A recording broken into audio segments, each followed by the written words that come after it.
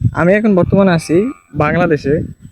আপনারা যদি একটু এদিকে লক্ষ্য করেন, সেটা হচ্ছে এই পাশে হচ্ছে ইন্ডিয়া, আর আমি আছি বাংলাদেশে একটা পার্কে। এখানেই শেষ সীমানা। আর এই সাইডটা হচ্ছে বাংলাদেশের সাথে অ্যাডজাস্ট, এখান দিয়ে ইন্ডিয়া যাওয়া যায়।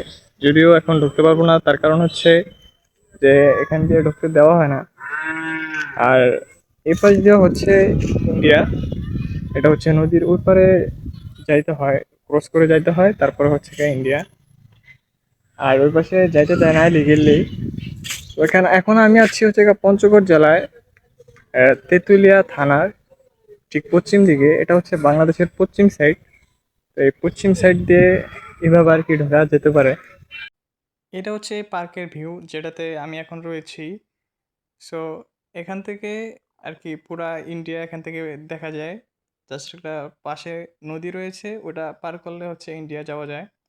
আর এখান দিয়ে হচ্ছে প্রায় দক্ষিণ সাইড দিয়ে এক জাস্ট।